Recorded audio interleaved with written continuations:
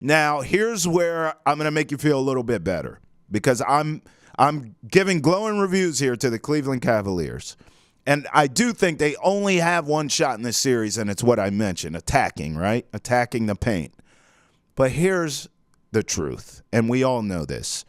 Threes are worth more than twos, right? So even if you're attacking the rim and you're having success, congratulations. The Celtics are just going to run down, boo, 3-point barrage in your face. What are you going to do? Threes are worth more than twos. You're going to keep attacking the rim? No problem. We're up by 13. I mean, how are you going to come back? Still attacking the rim? No. You have to shoot yourself back. You gotta shoot threes to get back in this game. That's not Cleveland's game, and it shouldn't be their strategy with Porzingis out. They're going to want to slow this game down. Okay, so now this is where you get into the coaching. Joe Mazzulla, we got to run and shoot. Celtics got to run and shoot here. Let's get in the transition. Let's get the shots up.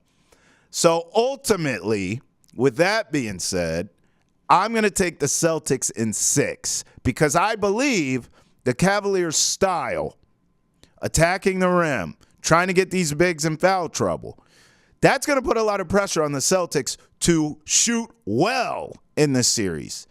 If you have 1 or 2 games where you do not shoot well, the NBA, human nature, it happens. We saw it in the Heat series for one game where the Heat shot lights out. Boston didn't shoot particularly well. They lost the game. I'm going to guess that happens a couple times in the series. Cleveland takes advantage of it. They are going to come in here and play bully ball. I'm just telling you now. And they have the personnel to do it. You see, the Heat, they didn't have the personnel. When they would get down in these blowouts, they were finished. Even with Jimmy Butler, it would have been the same thing. Likely, they wouldn't have been in a blowout with Jimmy Butler. It would have been a little bit more competitive. But the fact remains, if they're down in a game, Jimmy Butler's not Steph Curry. He's not shooting you back in the game. So that stylistically and their personnel did not match up well against the Celtics this year. Keynote this year. These Cavs are very similar. They're not going to be able to shoot themselves back into a game. What they are going to be able to do with their personnel that the Heat were not able to do and execute is I do believe they can successfully play bully ball in this series. I don't think it's going to win the series for them, but I think it's going to get them a couple games, take this 6, and all of these games will be close. I think we're going to have a little bit of a sweat here. This is not going to be easy breezy. It's just not going to happen. You're going to have to earn this. But I could argue big picture, I'd rather that. I want the Celtics tested. What do you think is going to happen in the Eastern Conference Finals? What the hell do you really think is going to happen in the NBA Finals? Whichever one of these monsters you face out west, you're going to be tested. You may lose. So I want to see you get a bloody nose against a tough Cleveland Cavs team. Get pushed around a little bit. How do you respond? What if they knock you down? Do you get back up off the mat? Do you keep fighting? We need to see some of these things in this series, and I think they will, sans Kristaps Porzingis. Now you get Porzingis back in the Eastern Conference Finals, and that's another combo for another Hold My Banner. But I do believe the Cavs will be tough. Final prediction, I think it's going 6, and I like the Celtics to be tested, but to come out on top. All right, so the thing is now, this is Jason Tatum's series right here. We saw against the Heat. I mean, listen, that was Derek White. Jaylen Brown played well. Most of those games, because of the nature of the blowout, your bench guys got a lot of minutes. You saw a lot of players in double figures in that series, and I'm fine with it. I'm not picking at Jason Tatum here for the Heat series. What I am saying, though, and I just told you this, Donovan Mitchell is bringing his A game. Make no mistake. Jason Tatum, you must do the same thing. This is your series. I also want to see you be demonstrative to your teammates. Hey, give me the ball, okay? Give me the ball. Not get out of the way, not you don't matter, but this is my time. Give me the rock. I got us.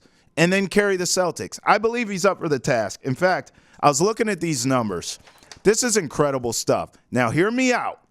These are all-time career playoff numbers before turning 27 years old. So this is taking where he is now in his career amongst his peers, amongst the all-time greats at this exact same age, okay?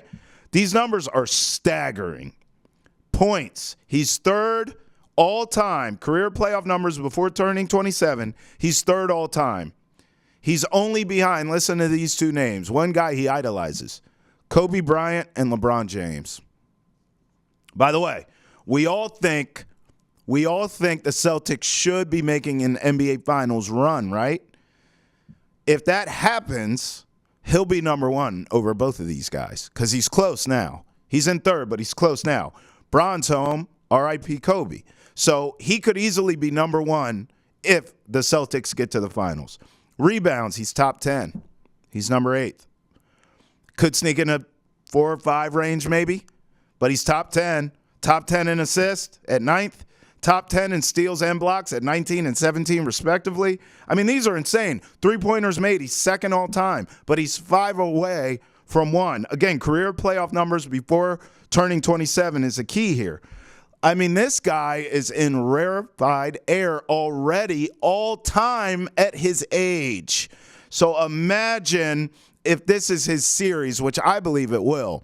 That's why I say, even though the Celtics will be tested, even though the Cavs, we know what their strategy is going to be, and it's the right fight plan against these Celtics. It is. Attack the rim. Play bully ball. Push them around. Make them earn it.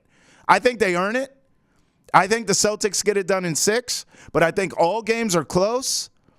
Even the ones they win, and I think Jason Tatum must be the one that carries them in this series, and I believe he's up to the task. I believe he will be. I just gave you the numbers. I mean, the guy already, at his age, is an all-timer. And with that, we'll bring in an all-timer. Our esteemed producer, Ante Campbell, for Wicked or Kick It. What'd you make of my Celtics rant and my, hey, listen, I think the Cavs match up well, bro. I really do. I think they're going to get a couple games. I think the series is going to be close.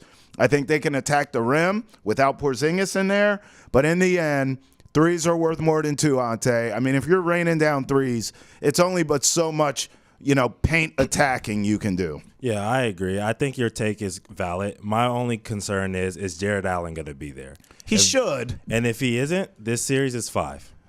Yeah, that's fair. That's where I think I'm assuming goes. So my take was assuming that he was, because there were rumors he was going to play Game 7. He didn't. But I have to imagine now, without playing Game 7, he's missed some time. Now you got a couple days before the game against the Celtics. I just feel like he should be ready to go. Yeah, and like you said, I think some Celtics fans are at home thinking this is a gimme. This one's not a gimme. This team is ready to win right now. Obviously, Darius Garland needs to be a little bit better than he was in the last series, but they have a chance. It's just not a foregone conclusion that the Celtics are winning this, especially without Porzingis. So I'm right there with you. But you think 6? Season 6? Official prediction from you? Yeah. Season 6. I'll take 6 with Jared Allen. 5 without. But 6 is my official prediction as well. I'm right there with you. We agree.